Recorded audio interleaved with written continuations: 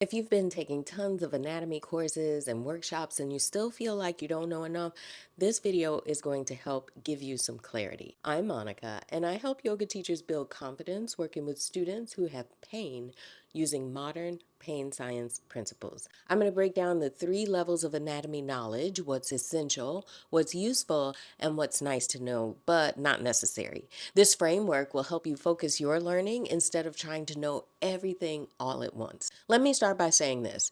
The anatomy you need to know is real, but it's more manageable than you think. It's not nothing, but it's also not everything. And once you understand what's essential versus what's optional, you can stop feeling like you're never ready. So let's start with level one: essential knowledge, and it's what you must know. This is foundational anatomy that every yoga teacher needs to understand to teach safely and thoughtfully. First, you need to know how major joints move. The shoulder is a ball and socket joint with a large range of motion. The knee is primarily a hinge joint that bends and straightens. The spine can flex, extend, side bend, and rotate, but different parts have different amounts of available movement. This isn't about memorizing degrees of range of motion. It's about having a sense of how bodies are designed to move so you can offer movements that make sense. Second, you need to know major muscle groups and their general functions. You should understand that hip flexors bring the thigh towards the torso and include muscles like the psoas, the iliacus, and the rectus femoris. You should know that hamstrings run along the back of the thigh and both flex the knee and extend the hip. You should understand that the rotator cuff muscles stabilize the shoulder. Now, do you need to know every single muscle's exact origin and insertion? No. But do you need to know the key ones that come up constantly? Yes. For example, knowing that the psoas originates on the lumbar spine and inserts on the lesser trochanter of the femur helps you understand the relationship between hip flexor tightness and lower back position. That's useful information to know. Third, you need to know important bony landmarks, things like the ASIS, the ischial tuberosities, the greater trochanter. These landmarks help you cue intelligently and understand how different bodies are positioned. Fourth, you need to understand that bodies are incredibly variable. There's no one correct way all bodies are put together. People have different bone shapes, different muscle attachments, different joint tightness, and what works for one body might not work for another. This knowledge helps you understand why modifications aren't just for people who can't do the real pose or the full expression of the pose. They exist because bodies are different.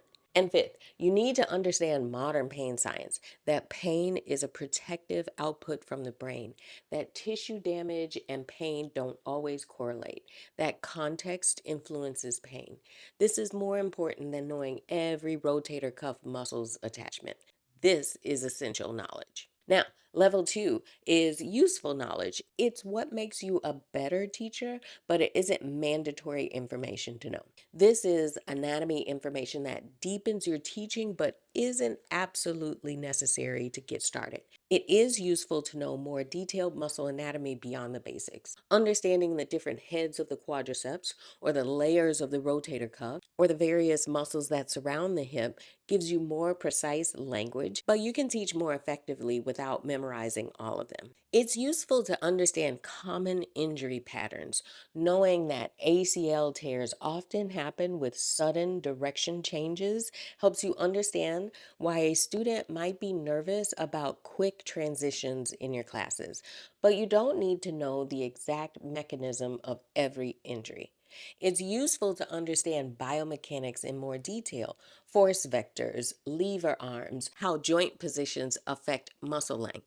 But biomechanics are guidelines, they're not rules. And pain science has shown us that perfect alignment doesn't prevent all injury and that our bodies are resilient. And finally, level number three, which is nice to know information, it's what's interesting, but it's not necessary to know. This is the knowledge that keeps teachers caught in the anatomy trap, thinking that they're not ready yet. But you don't need to know the origin and insertion of every muscle in the body.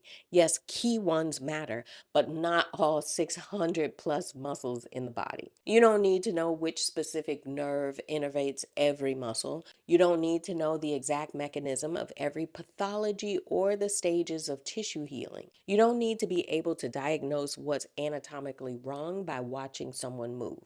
This is not your job. So here's how to apply this. Focus your learning on level one first. Make sure you have solid, essential knowledge. You probably already do, and if you don't, stay here and just learn.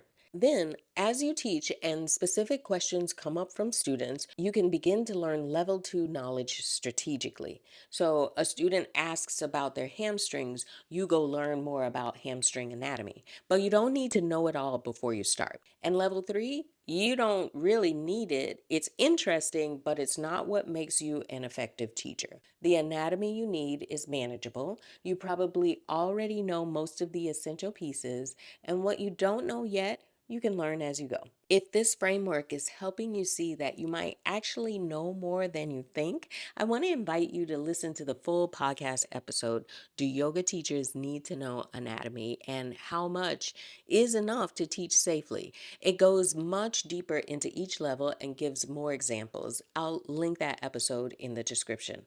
I also have a resource called the Nervous System Toolkit. It's 3 workbooks that teach yoga practices like pranayama and yoga nidra, as well as pose modifications. It's the practical yoga based knowledge that immediately impacts how you teach students with pain. It's also linked below. And if you want support applying the anatomy knowledge you have with real students in real situations, check out my Teaching Students with Injuries mentorship. You bring your actual students, and we work through how to think about modifications using knowledge you already have. The link is in the description below. And subscribe for more evidence based teaching strategies. You know more than you think, so you got to trust that.